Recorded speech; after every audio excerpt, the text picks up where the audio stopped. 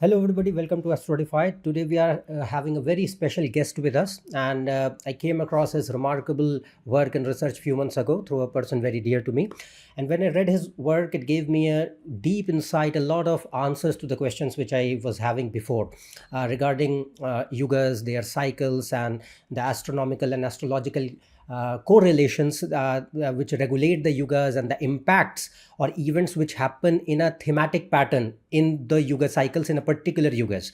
And it actually blew my mind because like most of the people we had, and I was one of them, I also believed that we run through long periods, long durations of four yuga cycles which have lakhs and lakhs of years, like Kaliyug is described to be 4,32,000 years in time duration, and we are just in the initial phase. What we have been communicated or conveyed so far by many scriptures and people who serve in authority figures in religious traditions.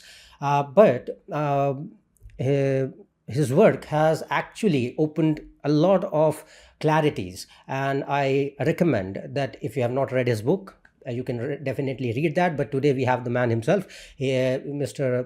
Bibhu Dev Misra. I welcome him. He is an alum of IIT KGP and I am Calcutta, and he has done extensive research on such mysterious topics and has brought it out to make us aware of the real situations.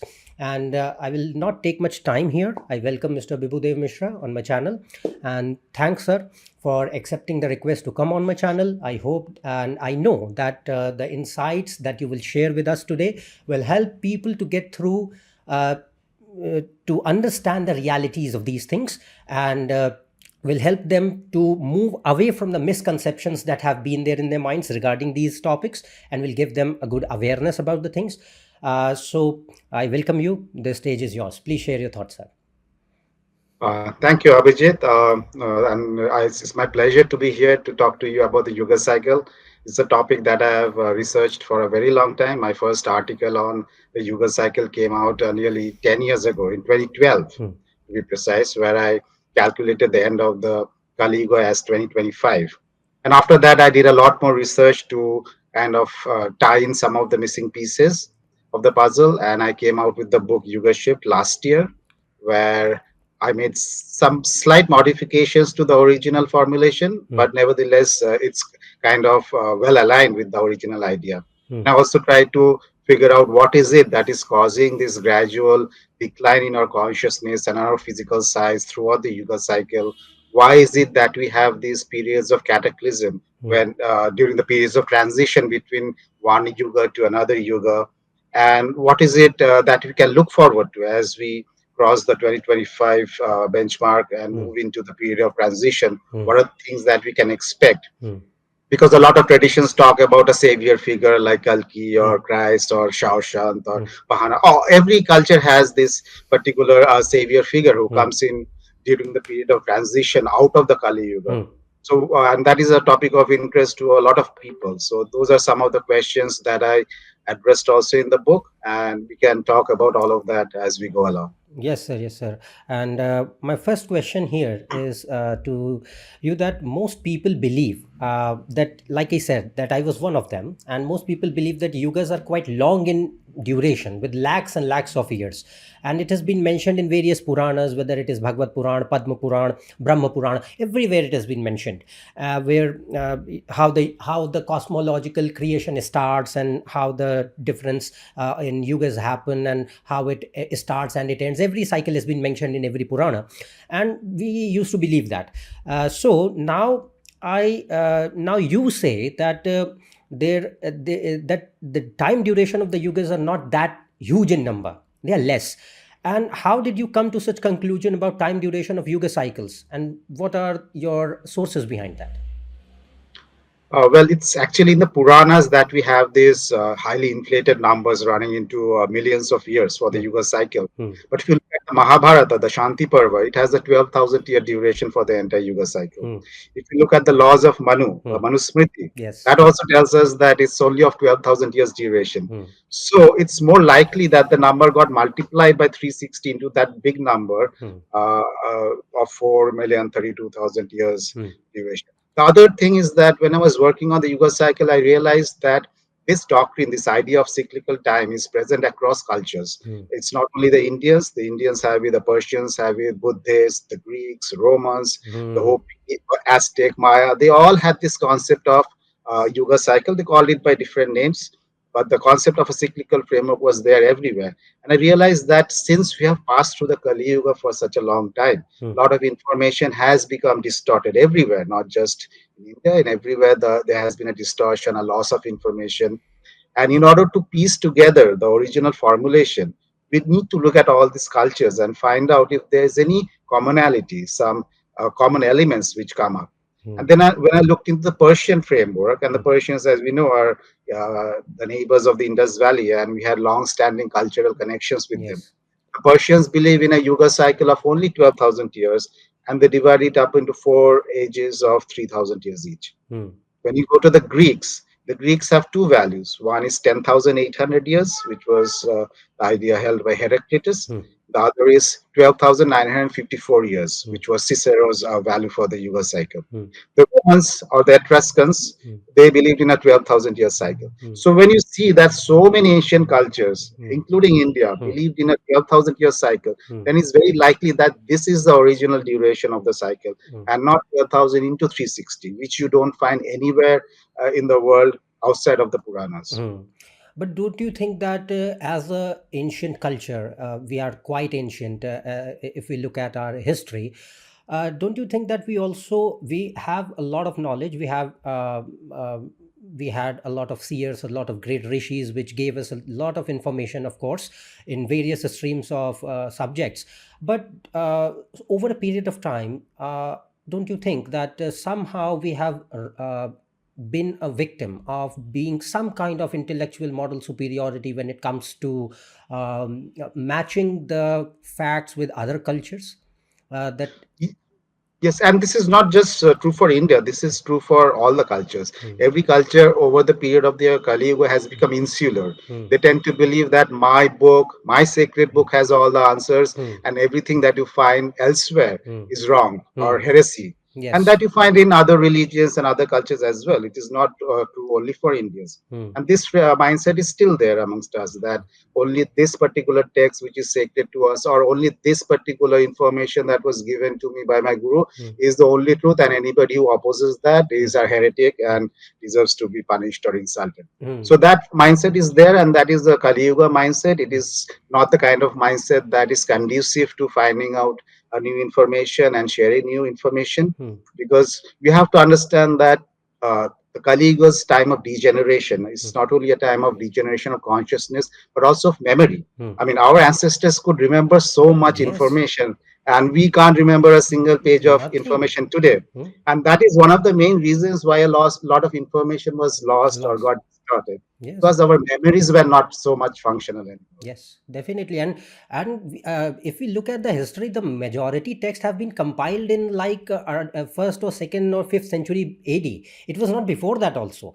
So And after that, after that, those texts were edited and revised many times. correct. And then when the library at Nalanda was destroyed and Hmm. all the Buddhist Hmm. libraries were destroyed, all of that information was lost. Yes, And then we don't know what happened later. hmm. I mean, what new information got into those texts, we really don't know that.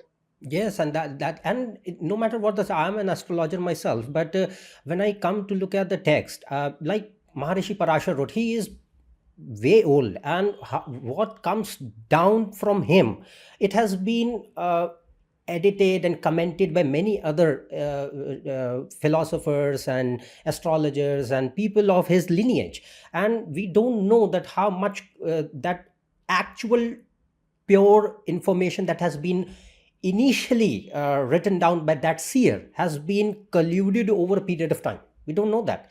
So some, and that somehow becomes a big challenge for people, that they think that okay, Vyasa compiled, we understand that okay, Vyasa compiled all the Puranas, but Maharishi Vyasa, after that, if we look at the historical version, then we see that okay, majority Puranas have been compiled in Gupta Empire, and then they have been translated. The Dharma Shastras were not before that, and they started in they were compiled for the first time in the Gupta period, and now we follow them by heart, that this is the sacred one and this is the truth, and this is what our religion teaches us. So I think that if you are a true seeker of knowledge and intellect, and you share a scientific worldview, which you must if you are looking for knowledge, true knowledge, truth itself, then I think the person should be open to seeking out the knowledge from where they can get. It's not just your own culture which is supreme. There are many other areas, many other people across the world who have shared beautiful insights, and we should respect that, I think.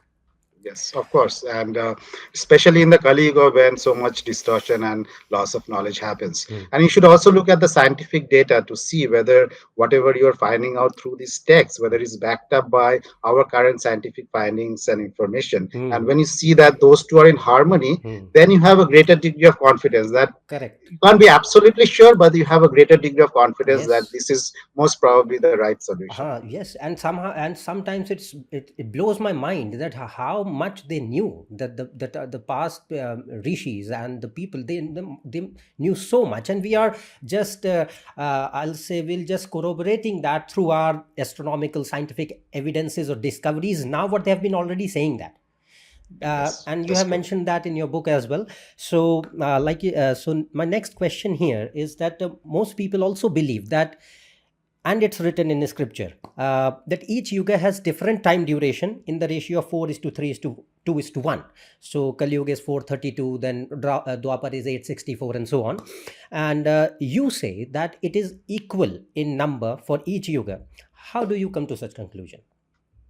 Yes, again, that information is there in the Indian text, but Hmm. as I mentioned, I decided that in order to find out the original formulation, Hmm. we need to look at across cultures, Hmm. because if something is present in multiple ancient cultures, then there is a greater chance of it being correct. Hmm. Now, as far as the Yuga durations are concerned, when Al-Biruni came to India, Hmm. he wrote a book called Al-Biruni's India. Hmm. And there he wrote very clearly that Indian astronomers like Aryabhatta, Sri Shena, Vishnu Chandra, they all believe that the yugas are of equal duration of 3000 years. But there was one astronomer called Brahmagupta Hmm. who did not believe that. He said that it is 4321. Hmm. And ultimately his opinion prevailed. Hmm. And that 4321 principle got into all the texts. Hmm. Now, Al-Biruni, when he came to India in the 11th century, he had access to the original text, to the original text of Aryabhatta, Sri Ah. Shena, but we don't have access to them now, which is why he could say this, Hmm. and we don't know that.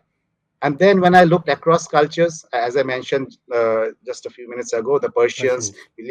Persians believe that the Yuga cycle is of 12,000 years duration, and there are 4 yugas of 3,000 years each, Hmm. which exactly matches what Aryabhatta and others believed. Hmm. And the Greco-Romans also believe that the yugas are of equal duration. The Romans, Hmm. Vahada Miria, Hmm. in his treatise, he wrote about the Romaka Siddhanta, which is Yes. the doctrine of the Romans. Yes. And there he says that according to the Romans, Hmm. each yuga is of 2,850 years duration. Hmm. Again, you have a number very close to 3,000 years, Hmm. and they also believe that the durations are equal. Hmm. So I realized that this is most likely to be the correct solution, Hmm. because the 4321 principle I didn't find anywhere else. Hmm. And it is quite likely that this was invented because we know that the dharma, Hmm. which is the underlying basis of Hmm. the Yuga cycle, Hmm. it declines in this ratio of Hmm. 4321. Yes. So what the ancient Indians, what they believed was that dharma was visualized as a bull, the Hmm. bull of dharma, Hmm. and it stands on 4 legs in the Satyuga, on 3 legs in the Treta Yuga, 2 legs in the Dwapara, and 1 leg in the Kali Yuga, Hmm. which indicates that dharma declines in that ratio Hmm. over the 4 ages. Hmm. And that belief was most probably taken into the duration of Yuga calculations as well. Hmm. The Yugas were made to, and decline in that manner. Hmm. So it means that the ratio is for the declination of the dharma, not the actual time duration of the yugas. Yes, that's right. So, and actually it has been mentioned that like in each yuga, every means the means to attain self-realization were different. So like in Kali Mhm. Yuga, it is only name of the god, and in Dwapar it was the dana part, and before that it was the yagya part in Treta, and before that in Satyug it was just like everybody was so pure they didn't require any other means. It was easy. So Yes. it means that over a period, as the descending cycle starts, it goes down, and dharma goes down in that descension, and it goes down in that order of 4 is to 3 is to 2 is to 1. Instead, we have been thinking about that, okay, this is the duration part which varies in different yugas. That is not the case. Yes, that's right. And then if you look at it, we have this internal data from texts like the Mahabharata. Mhm. Krishna, Balarama, Mhm. and the Pandava brothers, they lived for around 125 years at Wow. the end of the Dwapara Yuga. Yes. And we know that there was 25 generations between Rama Hmm. and Krishna. Hmm. We know that from the Puranas. Hmm. So if the average lifespan is around 100 years or 200 years Hmm. in the Dwapara, then the duration cannot be Correct, 864,000 correct, years. correct, correct. And that, When the and life hmm. So you can calculate that from the data itself that it does not stand scrutiny that of that huge number. Yes, sir. Yes, and that is what I actually saw when I was reading the book. I just and not only this, but many other thoughts. But this also came up to my mind that it actually is true that 25 generations were there between these two people, and Yeah, you cannot just bring such huge, ridiculous number between these two generations. Does not add up. Mathematics does not yeah, work there. So that exactly. also is actually quite interesting. But there you have also mentioned in your book, as well as I saw your articles, you mentioned that you also read the book by Sri Yukteswar, The Holy Science, and you also mentioned that in Holy Science, or Mahabharata or Manusmriti, like said, uh, that Yuga cycle is taken or described to be as 24,000 years. And but you say that it is actually 25,800 years, same as Earth's precession cycle. So, how did you come to that realization? Okay, let me first talk about the 24,000 year cycle, which Sri Yukteswar wrote about. Hmm. So, what he said is that there is a descending cycle of 12,000 years when there is a gradual decline in dharma, Hmm. and then it is followed by ascending cycle of another 12,000 years Hmm. when there's a gradual increase in dharma. Hmm. And that kind of made sense to me Hmm. because if you look at the natural cycles of time, like Hmm. the cycle of seasons Hmm. or the cycle of day and night, the intensity of light will gradually decrease from midnight from noon to midnight, and it will gradually increase from midnight to noon. There is no abrupt transition in the cycle of day and night. Similarly, in the cycle of seasons also, the intensity of light gradually increases from winter to summer, and then gradually decreases. Hmm. So that kind of made intuitive sense that even in the Yuga cycle, we should have a declining and a ascending cycle. Hmm. And then I started looking for more evidence for that, and I found that the Jains believe in a Kala Chakra, Hmm. in which there is a declining cycle called Apasarpani, Hmm. and then there's a followed by ascending cycle called Utsarpani. Otis Sarpani, yes. Yes, and the Aryabhatta in the Aryabhatiya, he Hmm. writes the same thing. He says Hmm. that the Yuga cycle has two parts, Hmm. the upper Utsarpini and the Apasarpini. Hmm. And then there's another text called the Kashyapa Samhita. Hmm. Kashyapa Samhita says that it also uses the same term. It Hmm. says that in the upper Sarpini or Hmm. the descending cycle, Hmm. we go from the Treta Yuga Hmm. to the Dwapara Yuga to the Kali Yuga. Hmm. And in the ascending cycle, which is Utsarpini, Hmm. we go from Adi Yuga, Hmm. Deva Yuga, and Satya Yuga. Satyuga. So instead of using Dwapara, Treta, and Satya, Hmm. they use the term Adi, Deva, Deva. and Satya. Satya. And my reckoning is that the reason why the names were changed is Hmm. that Hmm. the ascending cycle, the Hmm. Dwapara and the Treta Yugas will feel a lot different Hmm. because everything is going to improve on a daily basis. Hmm. Our virtue is going to improve. Hmm. Truth, honesty, love, justice, all of that is going to improve. Hmm. Society is going to improve. Culture, spirituality is going to improve. Environment is going to improve. Hmm. So on the ascending cycle, Hmm. the Dwapara and the Treta Yugas will feel lot different Hmm. than Hmm. it felt in the descending cycle, Hmm. because when you're a descending cycle and everything is declining Declining. in society, then there's a feeling of fear and anxiety and despair. But in the ascending cycle, you're not going to have those feelings. Hmm. So what I found is that Yukteswar's formulation was backed up, and even the Romans, the Hmm. Greco-Romans, Hmm. in Hesiod's Work and Days, Hmm. as per that framework, after we reach the Iron Age or the Kali Yuga, Hmm. the sequence reverses itself. Hmm. So then we grow gradually up to the Golden Age. Hmm. So this idea of a descending and an ascending cycle is once again widely known Hmm. across cultures in India Hmm. and cultures outside India, which made a lot of sense to me. Hmm. So I thought, yeah, because it was Yukteswar's book that I first came across this idea of a ascending and descending cycle. I wasn't aware of it before. Hmm. And I thought, okay, right, this is fine. This makes a lot of sense. But Yukteswar also, as per his calculation, the Kaliyuga had already ended by 1699 AD. Hmm. And after a period of transition of 200 years, Hmm. by 1899, we should be in complete Dwapara. Dwapar. Yes. Yeah, but that did not make sense to me Hmm. because the primary indicator or a primary uh, determining element of a yuga cycle is dharma. Dharma. And if you look at over the last 300 years, and if you ask yourself, has dharma increased or No. decreased? It is nosediving. We Hmm. are practically very close to rock bottom in terms of our greed or Hmm. selfishness or corruption Hmm. or hatred and violence. All of that is magnifying across the world, Hmm. even as we speak Hmm. now. Hmm. So dharma has definitely gone down. Hmm. So for someone to tell me we are in the Dwapara, it just never made any sense to me. I just couldn't feel that. So Of course. I knew very well that we are in the Kali Yuga. Hmm. And secondly, uh, all the ancient texts agree that after the Kali Yuga is over, there's going to be a period of purification, and Hmm. there's going to be some kind of savior figures or whatever, Hmm. which is going to come in and restore the dharma and purify the earth and Hmm. restart that cycle. And Hmm. that never happened after Hmm. 1699 Hmm. AD, Hmm.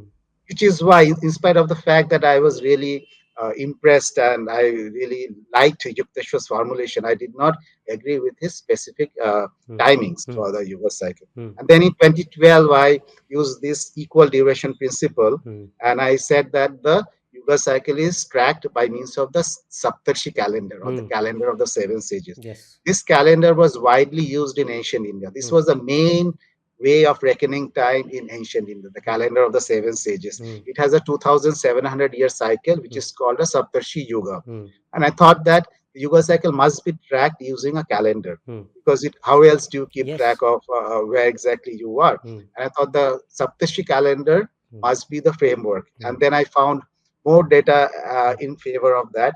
For instance, the Greeks, they have this Yuga cycle duration of 10,800 years. Hmm. If you divide by 4, Hmm. you get 2,700 Ah. years, Hmm. which means they were also using the The same 2007 calendar. Yes. same calendar. Hmm. So I said that each yuga is of 2,700 years duration, which is the Saptarshi Yuga, Hmm. and there's a period of transition of 300 years after that, Hmm. so that the total adds up to 3,000 years for every yuga. Hmm. And using this framework Hmm. and using the idea that one of the starting points of the Saptarshi calendar is 6,676 BC. Hmm. That is agreed upon by scholars. That Hmm. has been identified. Hmm. And I said that is the beginning of the Dwapara Yuga in the descending cycle. Hmm. Because when the Greeks Hmm. came to India, Hmm. they identified a specific king in the Indian kings Hmm. list. Hmm. They identified with Dionysus. Dionysus. And, Yes. and Sir William Jones said that Dionysus is Rama. Hmm. And then I found a lot of evidence in support of that. I don't want to go there. Hmm. It's in the book. I Hmm. mentioned it in passing in my article. Hmm.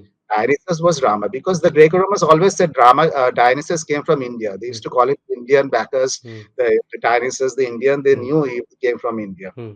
William Jones identified him with Rama, and we Hmm. know Rama lived at the period of transition between the Treta and the Dwapara Yuga. Hmm.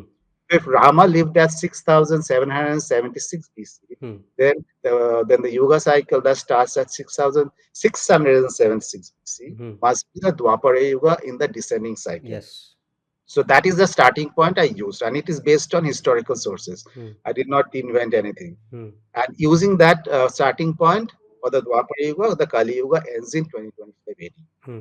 That was my thesis, which I published in 2012. Hmm. But then the question came up is, if the Yuga cycle is of 24,000 years duration, Hmm. why do we have this discrepancy between the duration of the Yuga cycle and the precession cycle of the Earth, which Yes. is 25,800 years? Hmm. And the reason why I thought that these two must be equal, there are two main reasons. According to according to Cicero, who was Hmm. this Greco-Roman philosopher, the Yuga cycle is 12,954 years. If Hmm. you multiply by that two, you get Eight. 25,900 years, which is very close to the precession cycle. Hmm. And secondly, any time cycle has some astronomical reason behind it, Hmm. Hmm. just like the Hmm. cycles of day and night Hmm. is because of the rotation of the earth, and cycle of seasons Hmm. because of a revolution. Hmm. The same way, the ego cycle must also have an astronomical framework associated with it. Hmm. The precession cycle is the most logical framework, Yes. which can think of, mm, which is the values are very close. mm, So then I tried to figure out why do we have this discrepancy of 1,800 years mm, between the 24,000 Yuga mm, cycle and the 25,800 year duration of the precession cycle. mm, Then again, I found the answer in a Greco-Roman source. mm, According to Aristotle, mm, there are two extended periods of transition in mm, course of the Yuga cycle, mm, and he called them cataclysms, mm, which basically means deluge or flood. mm, And he said that this is the time that the earth is purified by water and ice. mm, And the other term that they used is the great winter of the mm, great year. They mm, called it the great winter. mm. And he also said that at the opposite point of the Yuga cycle, there's a long period of transition called ekpyresis, Viruses. which means burning or Mm, fire or mm, conflagration. mm, This is a time that the earth is purified by mm, fire. mm, And it is also called the great summer of the great. mm, Now I thought that, okay, so there are two extended periods, but mm, can we match it to known scientific information? mm, And yes, we mm, can, mm, because we know that our planet passed through a period of extreme cold, mm, known as the Younger Dryas period, mm. between 10,900 to 9,700 BC. BC. Yeah, that was the time when temperatures went down by nearly 15 degrees Celsius. Mm, The glaciers were advancing to their ice age positions. All the ice age mm, megafauna were mm, killed off. mm, All the existing civilizations were destroyed. mm, And then I found that there's an ancient text called Adbhuta Sagara, mm, which Professor R.N. Iyengar had translated. mm, And according to that text, mm, there was a sequence of 26 comets mm. which struck the earth Ah, one after the other ah, during a period of 1200 years mm, called Samplavesu or the mm, era of the flood. mm, And in the Younger Dryas sediment, you can find signs of comet impacts throughout that whole period. mm, This was the time of the flood mm, because, and as per that text, mm, Adbhuta Sagara, mm, the second comet in the list mm, called Ashtiketu, mm, it caused the flood. mm. So all of these flood legends that we hear about, the Mm. Manu's flood in India, Yes, yes.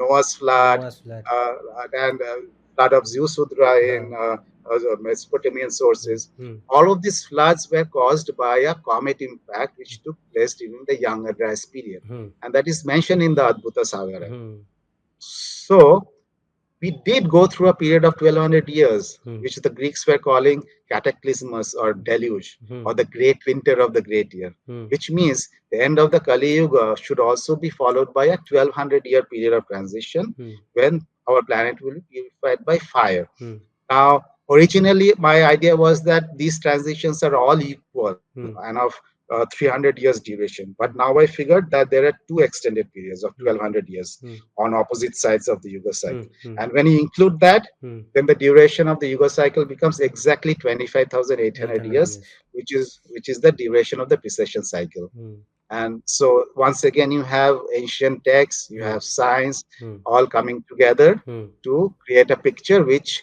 mm, makes sense, mm, not only in context of the traditions themselves, mm, but also in context of a scientific data. Because mm, how do you explain mm. a freezing cold of 1200 years? It Ah, couldn't have been during the golden age, ah, because the golden age must have been over mm. before that younger dryas period started. Yes. Otherwise, you can't have that kind of destruction and Mm, change mm, and cataclysms while the golden age is still, or the Satyuga is still going on. mm.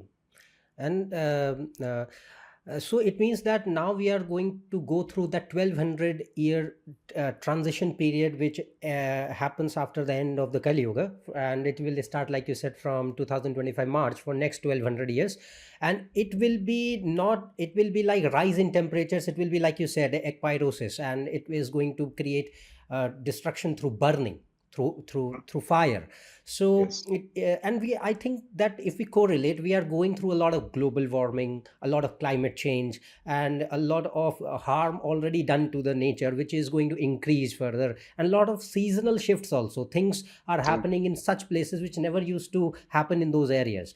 I Yes. was just reading somewhere a few days back, some snowfall happened in Odisha, in some place, and it is impossible, and we are seeing that. So it means that the climate shift and these things, they correlate with each other, because we are going through that period of hotness now. Even if right now also we are going through winters in December, and I'm just sitting here in this plain shirt, nothing more. So it's like that we are going through that part of, I'll say, like you said, through the part of burning, the hotness which is going to increase over a period of time. uh, Yes. And that is why that is one of the reasons why you see so many wildfires across the world. mm, You didn't have mm, so many destructive wildfires even 20-30 years ago, no. but you're having them more frequently now. uh, And similarly, the floods and the cyclones and the hurricanes, that happens because the ocean water is heating up, which is mm, creating more hurricanes and floods. And you had flooding in Egypt mm, this year, mm, and you had snowfall in the Arabian desert, which mm, never happened uh, till now. and So yeah, we are going through a climate shift, uh, and these shifts happen very regularly during yoga ending periods. and we are seeing the that permafrost regions are already melting down. The vegetation is starting to occur in those regions. Antarctica is starting to having vegetation. That it's Yeah. an alarming thing. So Yes. I think that what you discussed actually is actually correct. That we are actually witnessing these things is starting to happen in front of our eyes. Now, like you said, that each yuga, there is a cycle of 25,800 years, which is actually matching with the Earth's precession cycle. But you mentioned that there are ascending and descending parts. So, what happens during the ascension or the descension, and how it goes on? So on the descending cycle, there's a gradual devolution of consciousness. That's Hmm, the first thing, or hmm, dharma. hmm, And along with that, our physical stature also becomes smaller in size, which is what all the ancient texts tell us, that the people of the earlier yugas were much bigger and stronger hmm, than us. hmm, And all of that is now validated by scientific data. hmm, For instance, we have now found that our cranial volume, which is a measure of our intelligence and our memory, that has shrunk by at least 10% over the last 12,000 years. hmm, And evolutionary scientists can't explain that, hmm, because what they have been saying all along is that from Homo erectus to Homo sapiens hmm, over a period of 2 million years, hmm, our cranial volume has increased by 10%, hmm, because of which we made all the advancements and progress. hmm, But in the last 12,000 years itself, we have lost the same amount of cranial volume hmm, that hmm, we supposedly acquired in 2 million years. hmm, So how does that happen? It's because it goes up and down in hmm, cycle, in tandem with the 25,800 precession cycle. That's hmm, why our cranial volume is declined, hmm, which means when we're in the ascending cycle, our cranial volume is going to increase once again. hmm, So our intelligence will increase, our judgment and our morality will increase, hmm, our memories will increase, and all the subtle abilities that we had in the higher ages, like telepathy. hmm, It's a very common fact that people in the higher ages could communicate hmm, telepathically, hmm, and they did not really need all of these hmm, many of these technologies that we use today, hmm, where in spite of having so many technologies, there's so much miscommunication hmm. because we don't really read what other people are saying or Yes, understand. But yes. when you communicate telepathically, you're communicating heart to heart and mind to mind. Hmm, So the communication is much better and much clearer. hmm, And then clairvoyance and intuition, all of these other subtle abilities that people had in the higher ages, all of that is going to gradually come back to us. hmm, Similarly, our physical size has also decreased by 10% on an average over hmm, the last 12,000 years. hmm, So when we go on the ascending cycle, again, we'll become bigger hmm, physically. hmm, And then lifespan. hmm, Lifespan has also declined from around 400 years on an average in the golden age hmm, or Satyuga to around 100 years, 80 years right now hmm, in the Kali Yuga. It should have been 100, but because of the very, toxic food we hmm, eat, the polluted air we breathe, and all of that, hmm, we could not make it to 100. But there are people who live in a place called Okinawa in Japan, hmm. where they regularly live to 100 years. Yes. And if you go there and talk to them, what they have said is that we follow a very traditional lifestyle. Hmm, We have very good groups and hmm, societies. We follow our purpose in life and hmm, do not run after money. hmm. We eat very, very good, Yes. high nutritious food. Hmm, So all of those things which the ancients told us we should be doing, hmm, they live in close to nature. They spend a lot of time gardening and cooking. hmm, So they follow all of those practices, because of which they regularly reach 100 years, hmm. whereas for the rest of us, we still struggle to reach 80. And So yeah, and that is actually we are seeing because the more close you are to nature, the more close you are to your own consciousness, the better you will be. Like your stress levels won't be there. You'll be living a exactly. calm, peaceful, satisfied, happy life, and you will be like automatically free of diseases in general. So I think that, and not only this, technologically also, I think that the higher yugas, they were much more advanced than us. Because if we just see certain descriptions in Puranas, or in Ramayana, or in Bhagavad Purana, or in Mahabharata, like they are traveling in different lokas. Like Krishna is going to war in Devasur Sangram in Devaloka, and it is not on earth, it is on a different loka. So it means, and not only Krishna, he's taking people with him. Arjun is also going, other people are also going, and they are fighting the battle. So it means that it's like a interdimensional battle or transportation or travel going on there. And if they were able to do that, and we think that we are more advanced in Kaliyug, then I think that we are misguided somehow, because we don't know how that happened, and we doubt that it was not possible before. Yes, Mm, that is true. And one of the things, if you read the text, mm, is that you find that the nature of the technologies in the higher yoga was more driven by consciousness and mm, less by machines. Right yes. now, we empower machines to do very repetitive work or very powerful kind of work. But earlier ages, the people themselves, through their spiritual practices, acquired these siddhis, Mm, by means of which they could, you know, bend the laws of nature and mm, do those things.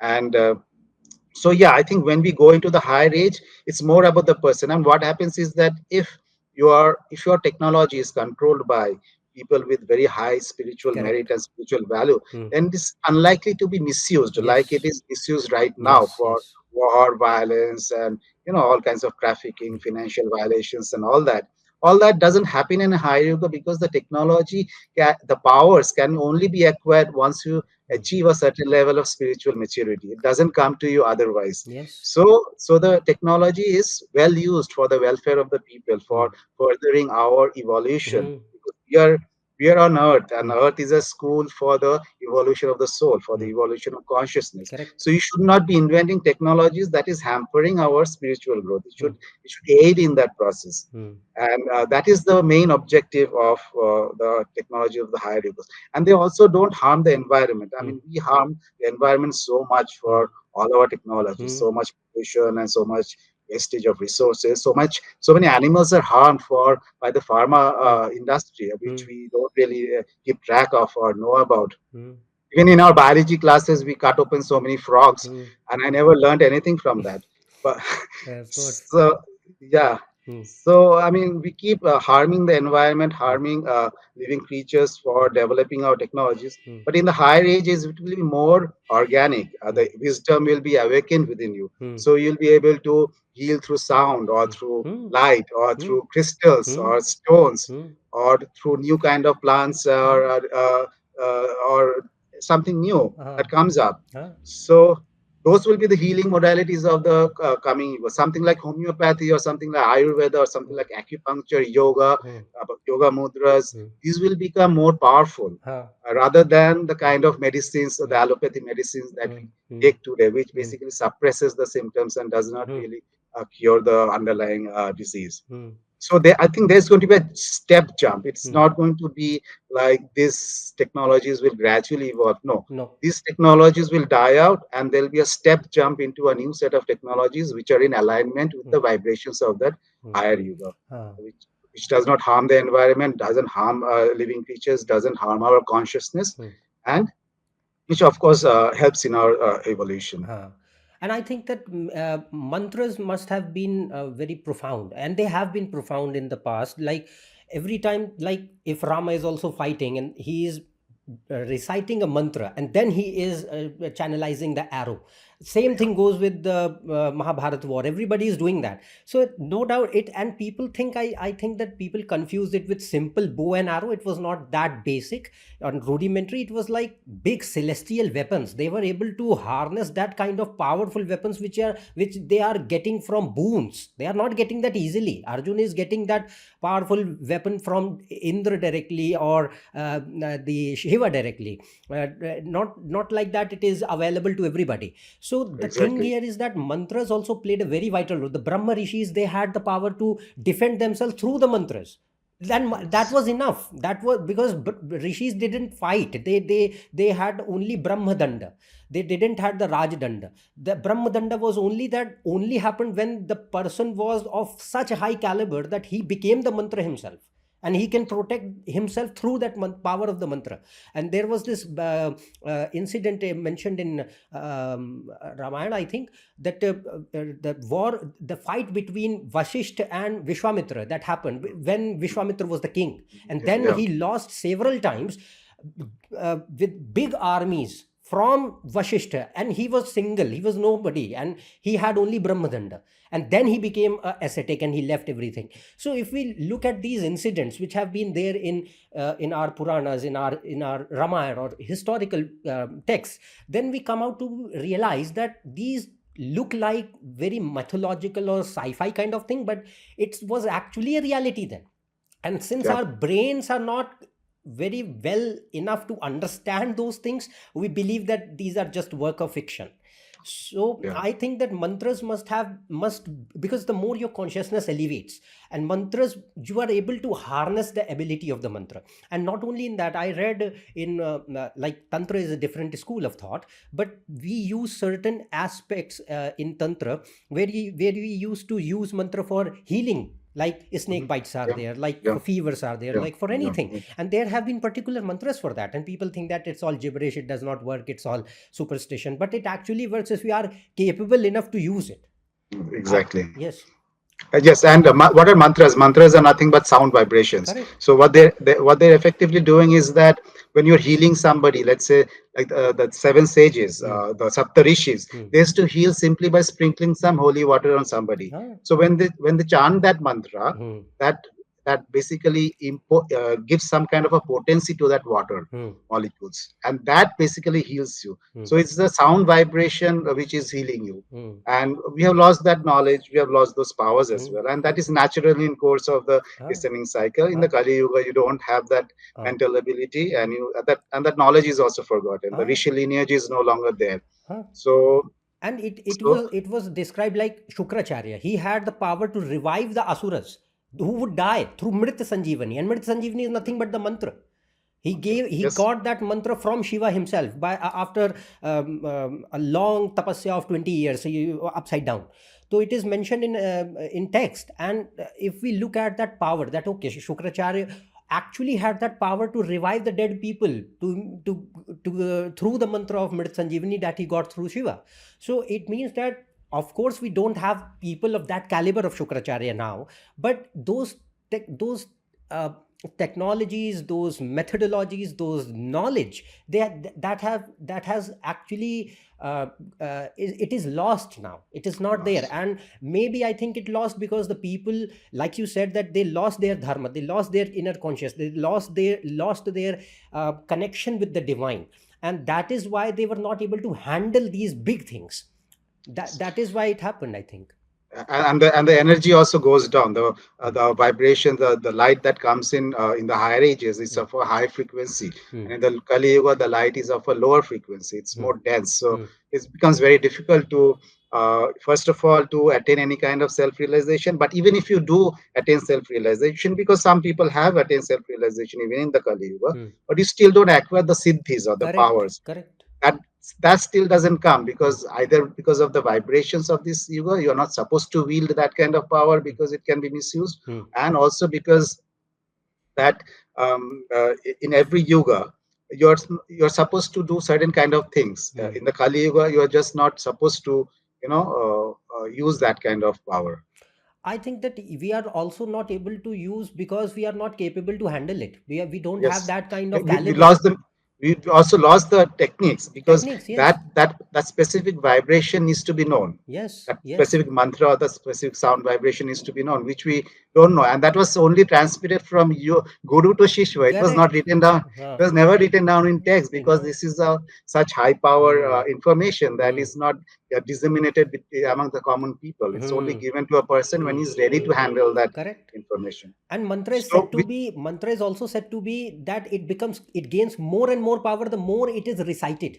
So if one particular mantra is being traveling down from guru to shishya, is a long lineage of the guru-shishya parampara, then just imagine the number of repetitions it has been gone through. So now it has much more power. Like if I start doing some mantra on my own and I don't get it from a guru, then it will not have that power which it has been transmitted through a guru to me. So that also makes a big sense. And it is mentioned in Tantra philosophy itself, in Shiva Sutras, that in the first chapter itself, Shiva says that I'm going to tell all the mantras to you, to Parvati, but all the mantras ultimately, even if you know them, you will not be able to use them, because you have to get the access through me. If I will allow, then only you will get it. You will be able to handle, and you will be able to use and see the impact of it.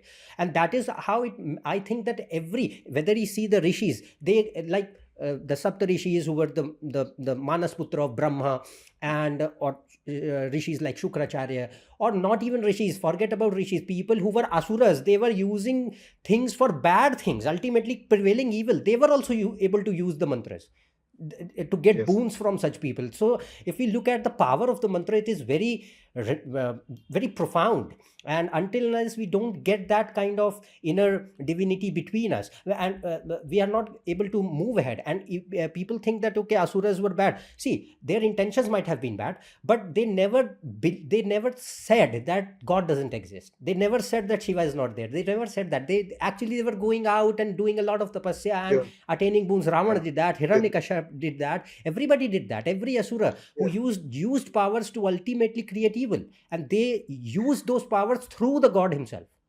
Yeah, and their main problem was that they fell into ego and pride. Correct. So whenever you fall into pride, you tend to misuse the powers that have been given to you, Hmm. and which is why you have all of these stories of good versus evil, Hmm. because both of them are powerful, but one of them is using the power for guidance, and the other person is trying to restore the dharma. Hmm. So yeah, and this is why the ascending cycle, I believe, is going to be a time when we get a new set of Hmm. ideas, a new Hmm. ideologies, new Hmm. techniques, Hmm. which will guide the evolution of technology in the higher levels. It can't be the technologies that we have today. Technologies that we have today are powerful. Hmm. They help us, no Hmm. doubt about it. Hmm. I'm certainly not going to deny it. But Hmm. these are ultimately Kaliyuga technologies. Correct. They function on the basis of destruction of environment. Correct. They can be misused. Hmm. They can fall into the wrong hands. Hmm. So, and that you can't have in the higher yoga cycle. Hmm. Yes. So, yeah. Now, another question which I have is that you said that each transition period between every yuga, or it sets up the foundation for the upcoming yuga, which is going to be there, whether it is in the ascending cycle or in the descending cycle. So, like you say that from March 2025, the transition period starts. Then what do you think, that what kind of impact on the world it will have, what kind of events it can bring around us, and any possible timelines that you have in mind that we can expect such incidents during this time period? Yes, the Kali Yuga ends in 2025, and what I found is that most of Hmm. the collapse of the existing ideologies, existing structures, existing philosophies, Hmm. the destruction of evil, Hmm. all of that is going to happen in a very short span of time of 15 years between 2025 to 2040. Hmm. And the reason why I came up with that timeline, that 2025 to 2040, the 15-year window, is because in 2040 you have a very powerful alignment of conjunction of planets in Libra. Hmm.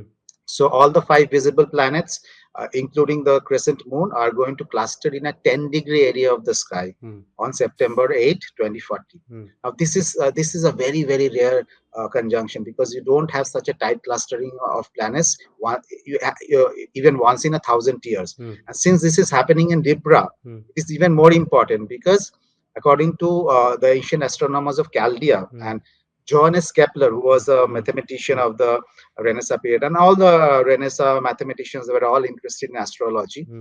And he said that there are two conjunctions which take place in course of the entire cycle. Hmm. There's a conjunction of planets in Aries at the end of the Satyuga or Correct. Golden Age, Hmm. and there is a conjunction of planets in Libra, which is the exact opposite sign Hmm. at the end of the Hmm. Kali Yuga, the descending cycle. Hmm. Since this conjunction is taking place in 2040, Hmm. I believe that the Kali Yuga energies and the Kali Yuga Dharma Hmm. is not going to carry on beyond 2040. Hmm. After that, we are going to inherit a renewed planet. Hmm. Uh, there's going to be more divine energies coming in, mm, and people will have access to greater wisdom. They'll mm, be in tune with their inner self. The mm, chakra centers will get activated. mm, The environment is going to be renewed. So the good time will begin after 2040. From there onwards, even though we go through a 1200 period of change, mm, but those changes will mostly be geological realignments and some kind of planetary purification, because we have really messed up the environment mm, over the last mm, 200 years. I mean, mm, we have dumped so much toxic pollution into the mm, rivers and the mm, oceans. mm, There's nuclear waste. We mm, don't know how to take care of that. mm, So all of this cleansing will take a long period of time, mm, which is why you have that 1200 year period of geology. And also every time you have these big shifts, there are some geological realignments. mm, Some places sink into the ocean, mm, some new places mm, come out of the ocean, mm, and so that is going to be the main theme of the 1200-year period. mm, And there's also going to be a renewal by fire, and by that I mean,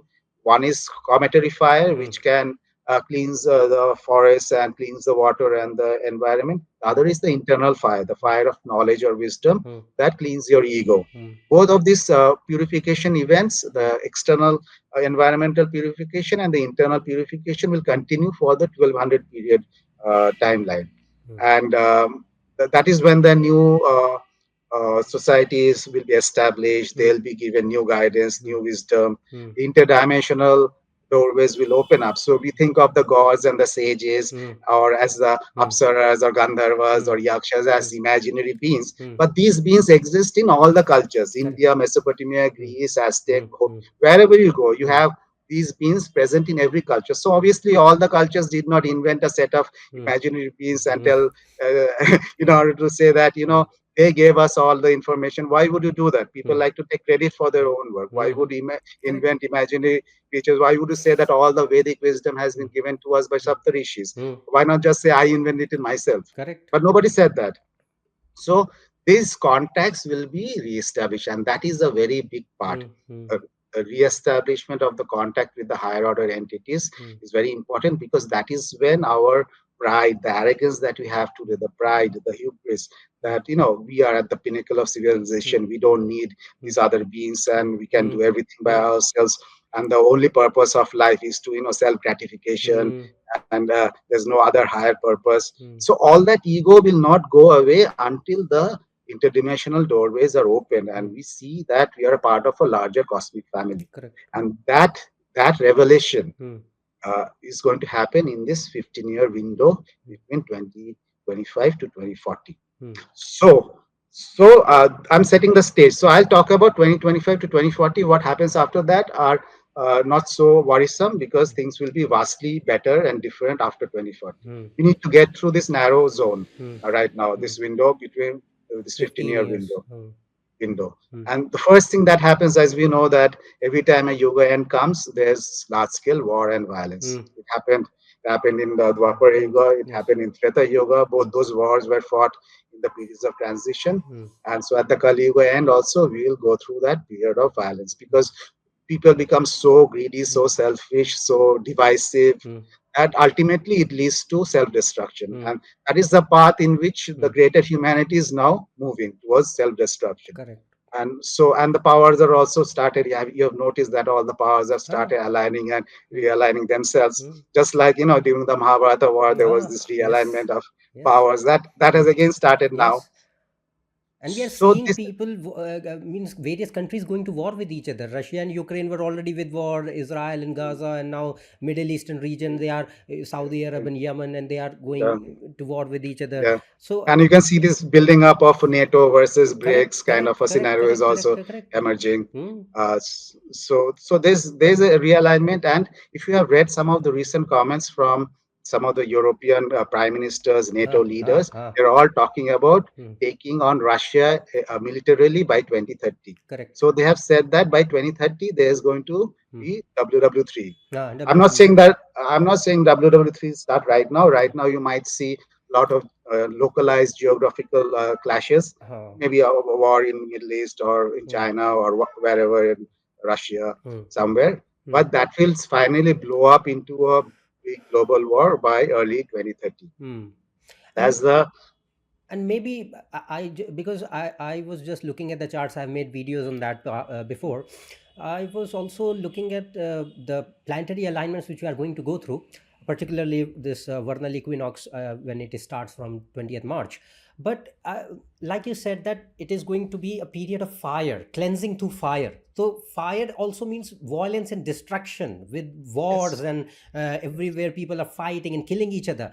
And also it means that a lot of heat accumulating in the environment, which is like rising the water levels, and cities or which are prone to submergence, they are submerging down, civilizations ending down. And it also shows that economy will suffer, and because most of the trade happens through water, so Yes. if it is bringing like any kind of trade wars which can escalate into military action, that can also be a possibility later. Yes, and whenever there are wars, there are also movement of people across boundaries. Correct. So that creates civil unrest, Hmm. revolutions. Hmm. It causes shortages Hmm. because of which you can have famines. Hmm. In some places, if you do not have access to fertilizer, Hmm. and on top of that, you have climate change, Hmm. then you can have famines Hmm. in many Hmm. places. Hmm. So these are the themes that will happen as a result of these wars, Hmm. revolutions, and unrest, and toppling of governments, Hmm. which are already happening now, Hmm. and famines, and you know, this climate change. We also spoke about fires and floods, Hmm. which Hmm. is Hmm. also an ongoing theme. Hmm. All of these will intensify further. So after 2025, whatever is happening now Hmm. is simply going to intensify Hmm. further, Hmm. and slowly people will become more aware of the fact that we are heading into a period of transition. I mean, Correct. right now a lot of people are in denial. They They know. think that okay, this will tide over and it won't Hmm. get any worse, but it's not going to get any. People think that this was a scare back in 2012, and everybody's thought that 2012 everything will end and nothing happened. And so they think that okay, every now and then people come up with this hoax and everything just goes down. So Yeah. I thought that okay, no, astrologically, scientifically, astronomically, all the evidences suggest that we are going to go through a strong period of transition, and actually we are witnessing it around us. It's not going to Yes. be, it's not, we cannot deny the things that have been mentioned. And Yes. if we look at the description of the Kaliyuga in text, like in Ramcharitmanas also, Goswami Tulsidas described about how the Kaliyug will be, or whether it is in Bhagavad Puran, it is literally described that how the Kaliyug will be. We are actually going through those things right now, all the things. Exactly. So if we are actually going through those things, it means that we are in the darkest phase of Kaliyug already.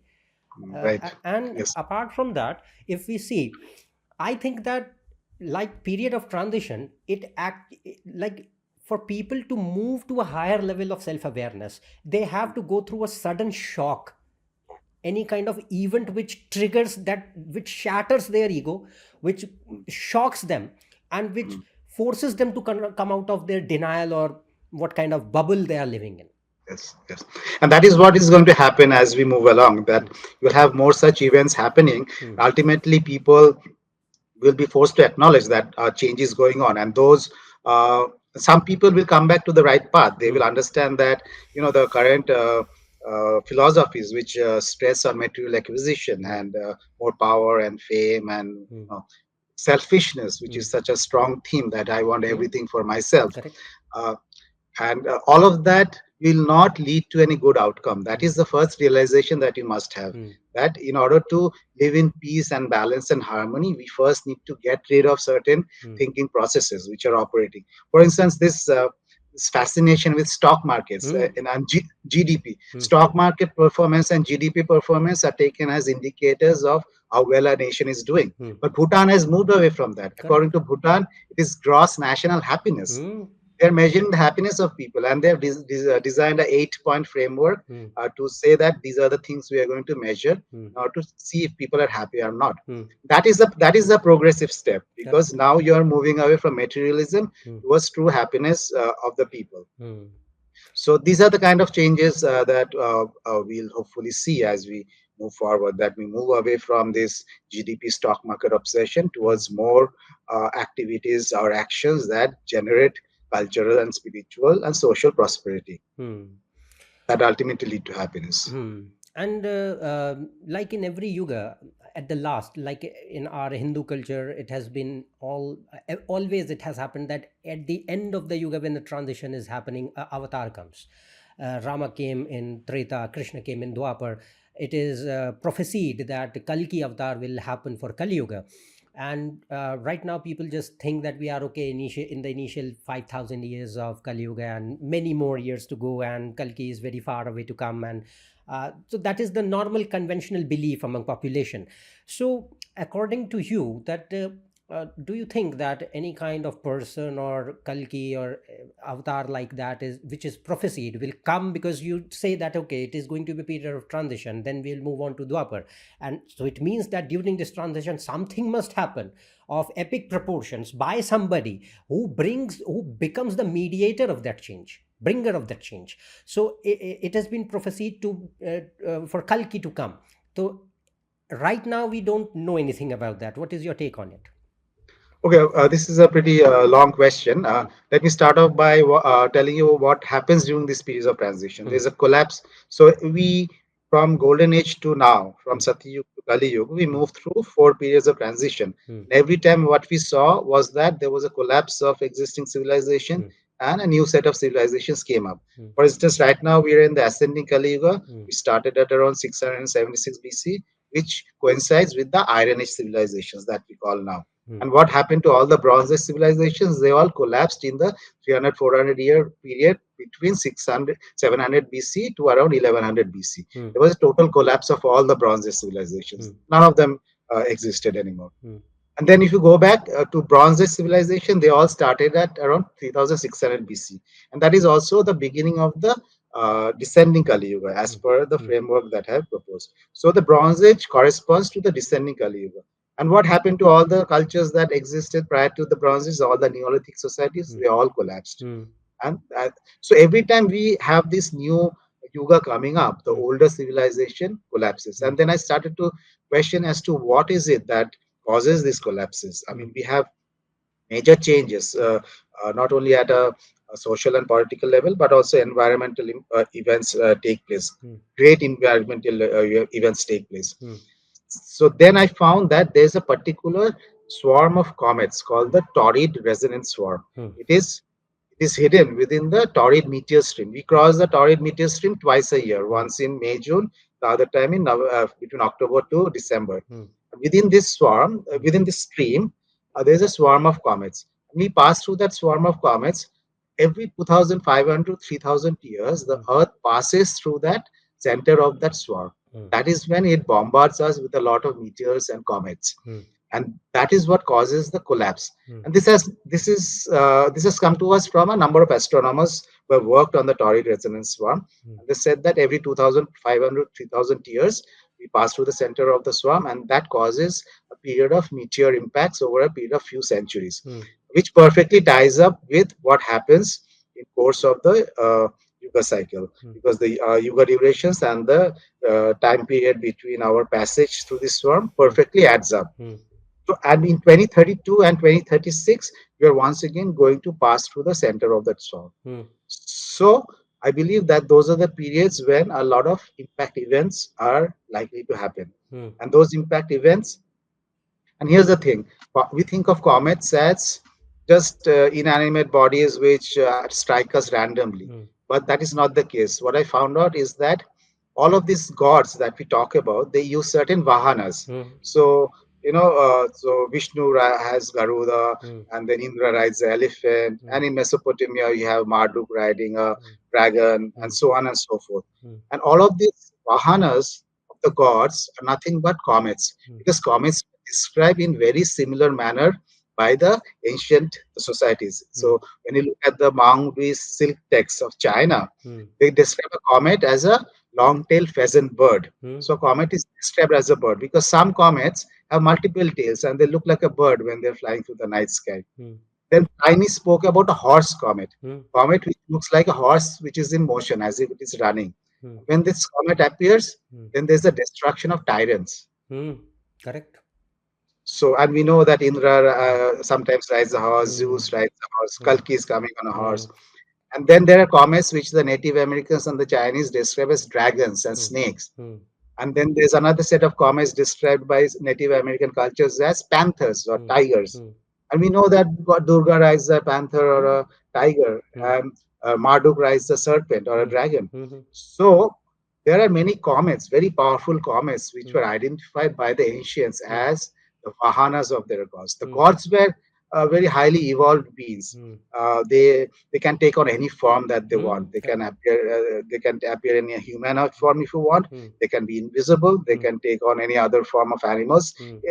They have that power to shape shift into any form of their choice. Hmm. So when we talk of Kalki, Hmm. what I realize is that if Kalki is born as a mortal in the Hmm. Kali Yuga, Hmm. he'll simply not have the supernormal siddhis that are required to end the dharma on earth. Hmm. Yeah, fight against all the forces. Hmm. You cannot fight against nuclear powered forces, the big, the missiles and everything riding on a horse. Hmm. That is not a practical solution. Hmm. So but if you think of the image of Kalki or riding on a horse holding a sword, that looks very similar to a horse comet with another tail called the iron tail. Hmm.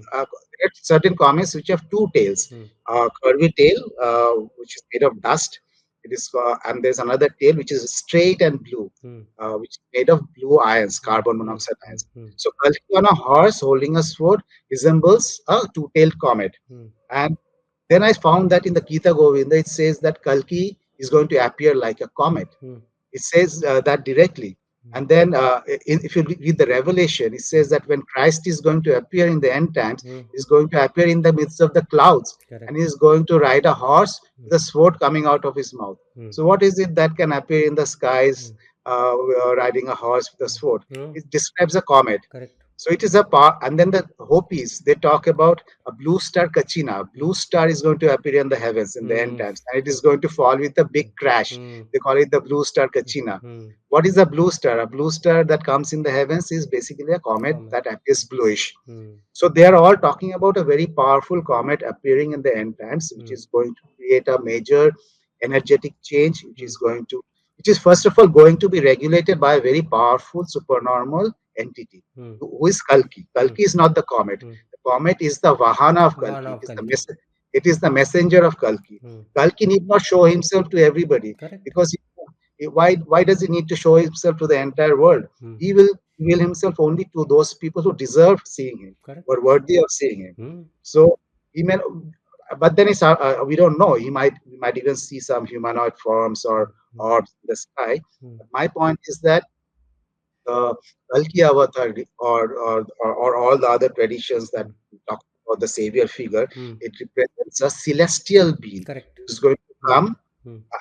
going to regulate a comet. He might be seated on a comet Hmm. or not. We don't know that. Hmm. And that comet is then going to Hmm. destroy the evil forces in a very calculated manner, Hmm. not randomly. Hmm. And it is going to be about energetic change. Hmm. It is going to make some environmental changes, some Hmm. realignments. Hmm. The energetic changes is going to affect us at a psychological level very deeply, and it is going to awaken us toward wisdom. Hmm. So that to me is the symbolism of the end time savior figure. Hmm. This time Kalki or the gods Hmm. are not going to incarnate in human form because it is not possible in the Kali Yuga to at the end of the Kali Yuga to incarnate in human form and bring about such large scale changes, Hmm. because it is very difficult to acquire even one siddhi, Hmm. and Kalki is supposed to have all the All eight siddhis. siddhis. How can you have all the eight siddhis in the Kali Yuga? You simply cannot. Hmm. So Kalki is going to come in a celestial form. Hmm. And this is what Alice Bailey was Hmm. an important theosophist of the 19th century. Hmm. And she said when she was writing about the coming avatar, Hmm. she says that he's going to come riding through the skies, Hmm. and he's not going to descend below the mental form. He's not Hmm. going to descend into human form. Correct. He's going to come through the skies Hmm. with his followers, and his followers are basically a swarm of comets. They're Hmm. all regulating those comets. Hmm. They will come in that form, Hmm. and they are going to bring about the necessary change. Hmm. So that is my interpretation of the Kalki avatar, which is really cometary symbolism, and it's Hmm. aligned with all the traditions across the world. Hmm. that is going to happen in 2032 and 2036. That time period That between 2032 when the Earth goes through that torrid region. swarm. Yeah, yeah, yeah. Between the Because 2030 to 2036 time. 36. And Edgar Casey was also a very important clairvoyant of the Hmm, 20th century, hmm, American clairvoyant. hmm, And in one of his readings, he said, in not one, in three of his readings, he said that in 2036 his light is going to be seen in the skies. hmm, Then he says in 2036 the major changes will happen. hmm, And then again he says that I'm sorry, he didn't say 2036, he said 36. hmm, And then it says that in 36, the Earth is going to be disturbed in space, and hmm, then the sun will be darkened, and the planet will be broken up in many places. So he's consistently referring to the year 2036 because when he's saying 36, he's obviously referring to 2036, which is the next 36 that we. 12 He years wasn't from talking now. about night. Yeah. Hmm, So yeah, the year 2036 does come up in a number of prophetic texts also. hmm. It means that this comet is going to likely. Do you think that it is going to likely impact the Earth directly, or it will be just passing over and it will give changes through that? Well, it will pass over. It will do whatever is necessary. I mean, it will do whatever is. See, a comet is extremely powerful. If it Correct. comes very close to the Earth, it can set huge regions of the Earth on fire simply Correct. by Hmm, its iron tail. hmm, Because the iron tail is electrically charged, hmm, and if that iron tail sweeps over a part of the planet, it will be set ablaze. hmm, It can wipe away all the hmm, satellites hmm, from hmm, satellite systems, and hmm, if the satellite systems are ineffective, hmm. none of our Nothing will weapon work. systems, none Internet of will us go down. internet will be down, or the weapon systems will Hmm, not work. hmm, So that is the way that Kalki is going to carry out his work. He'll come from the skies, he'll wipe out the hmm, satellite hmm, systems, he'll bring down the hmm, the connections, the internet connectivity, the power lines will go hmm, down. hmm, Then he'll do whatever it is necessary to hmm, destroy the evil, to save the righteous people, hmm, and to hmm, ensure that the righteous people are saved hmm, and they can form the hmm, root race of the new hmm, Yuga that will happen. hmm. Yeah, and uh, apart from this, I think that every, not just Kalki, every god, iconography of any god, I think this, it symbolizes something, na? So it's not literal god who is going to be coming in front of your eyes. They can, but do you have the power to absorb that kind of energy? So the point, I think that you are right here, that if any divine manifestation has to happen, it will happen through its symbologies which have been conveyed in Puranas. And we, since, think it, take it literally sometimes, and that is where we make mistakes. So everywhere, whether it is Shiva or Vishnu, there is iconography, and that iconography symbolizes the characteristic of that particular form of god. And similarly goes by for Kalki, because he is also said to be the avatar of Vishnu. So Mhm. if the avatar is presenting himself in a way, and like you said, that in Kaliyuga the human form is not going to be very powerful enough to deal with all these kind of nuclear forces and everything. So it will be happening through this kind of medium, through comets, like you said. And this is a great differentiation that you told, because sometimes people will think that, okay, Kalki is going to be a comet, but you said that no, it is going to be the No. Vahana, it is the mechanism through which he acts. Yes, the gods and the sages, they're all very powerful humanoid beings, Hmm. and they will show themselves to you depending upon your spiritual merit. And I Correct. believe that they may or may not appear. We really don't know. We just have to wait and watch for that. Hmm. But what could also happen is that the UFO phenomena might blow up in a major way, Hmm. because the UFOs are not really operated by the gods. They are operated by a inner world civilization or a subterrestrial civilization who live under the earth, whom Hmm. we call our yakshas and the Hmm. gandharvas, Hmm. the apsaras. They are the ones who, because of the yakshas, if you read the text, they Hmm. always had these the vimanas, Hmm. because Ravana's vimana, the Hmm. vimana of Ravana, Hmm. ultimately belonged Kuber's. to Kubera. Hmm. Kubera is a yaksha, right? He's the King of god of the Yakshas. yakshas. Hmm. Yeah. So the Vimanas are operated by the Yakshas, and Hmm. they're going to appear to Hmm. support this phenomena, this Hmm. transition, Hmm. Hmm. which is why there is an increase in the UFO phenomena, Hmm. because they are now slowly revealing themselves. Hmm. They also act as planetary scientists because Hmm. they take samples of the Hmm. Earth from many different places to make sure that everything is fine and healthy. Hmm. And they're also going to appear in a big way, not only to inform us about the transition that is happening, but Hmm. also to help in that process. To Hmm. maybe some people, maybe take them to safe locations. We don't know. We Hmm. could have situations like that. So Hmm. our idea of reality is likely to undergo a drastic shift. And Correct. that is the shift. Hmm. Shift is this. It's not a shift in technology. It's Hmm. not a shift in uh, nature or environment. Those shifts will happen, Hmm. but real drastic shift is the shift in our reality, that Correct. we are not alone in this Hmm. planet. All Hmm. of beings are real, Yes. and they're going to come and Hmm. appear before us in many different forms. And Hmm. we should try to recognize those forms and not get scared. Hmm. And that is one of the things that Hmm. when we talk about UFOs, a lot of people get scared. Hmm. There's nothing to be scared about them. Hmm. They're all enlightened beings at different stages of realization, of course, Hmm. but they're all enlightened beings, and they will help us rather than Hmm. to harm us. Hmm. There is one more question in my mind that, like you said, that every in descending cycle, the dharma goes down, and dharma leads to the descending cycle, and everything civilization hence decays. But and dharma is the inner consciousness, the self awareness, the piety of the person. You described one concept in your book, that how the fluctuation of consciousness and mental virtue happened during the Yuga cycle, and you correlated it with the part of the nuclear bulge and the central black hole in our galaxy. And the same concept more likely was described by Sri Yukteswar in his book. He said, he called it as the Vishnu Nabhi, and you mentioned that, okay, this is how it can function. So I would like that please tell us that, actually how the consciousness levels can vary with respect to the Yuga cycle when they ascend or descend.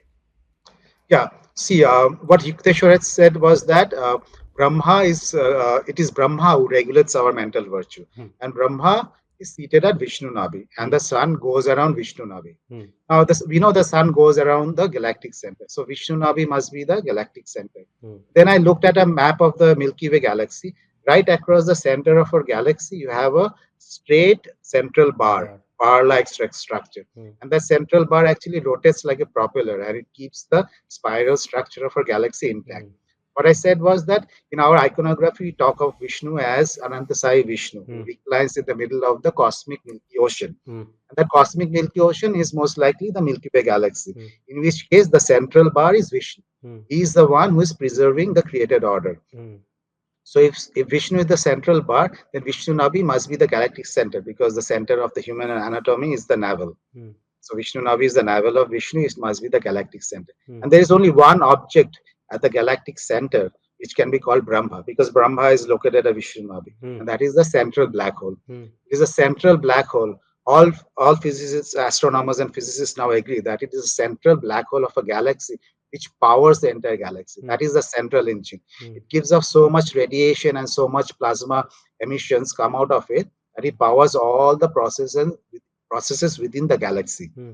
So Brahma is the central black hole. Hmm. And then it makes sense because Brahma is said to be the unmanifested creative principle. Brahma has no form. Hmm. It was forbidden for us to represent Brahma in any Hmm. form. Correct. And that is because Brahma is that central black hole. Hmm.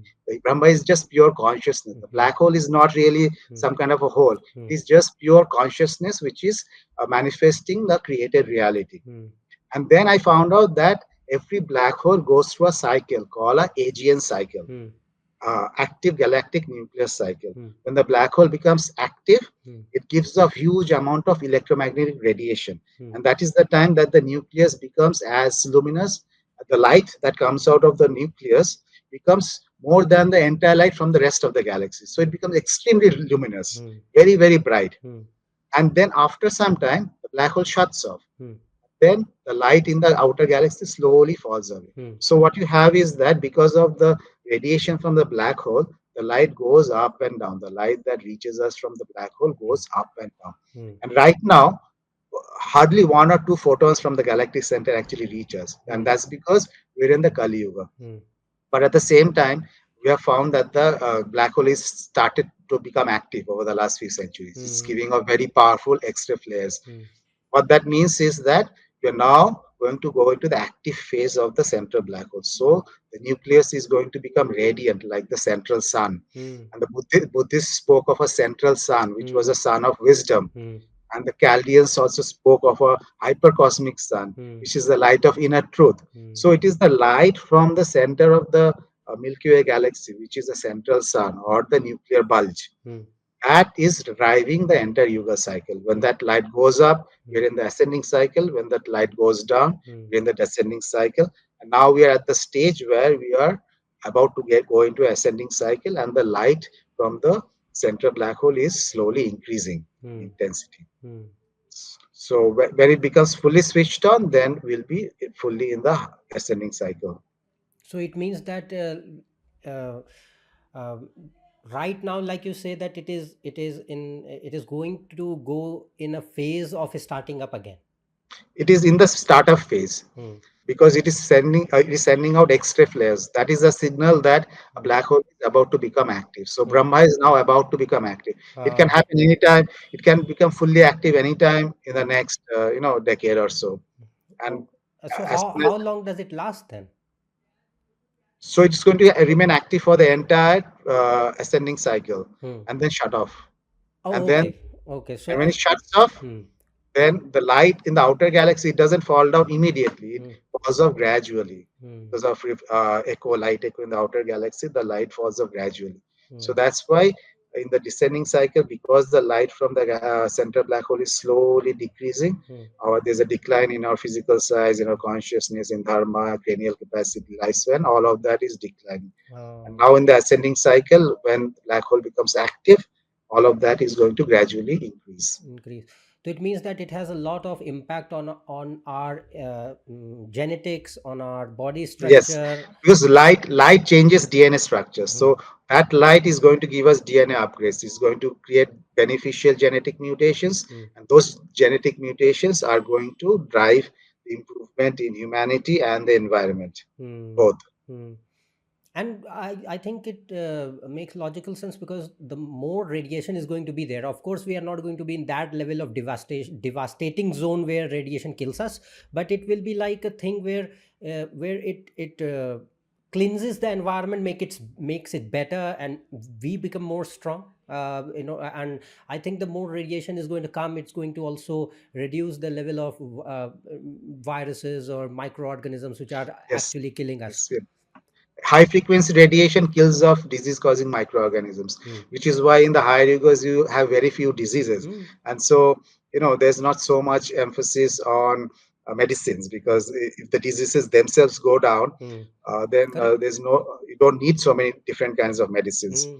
And when they have looked at the skeletons for dating to the late Paleolithic period, which is the Satya Hmm. Yuga, Hmm. they found that those skeletons show no sign of any kind of diseases, Ah. and they're very well fed and well nourished. Ah. But as we go down into the Dwapara and the Treta and the Dwapara Yugas, we find that the skeletons show so many different kinds of diseases, Hmm. and they show signs of malnourishment. Hmm. So this decline is evident in Hmm. the skeletal remains that have been found. Hmm.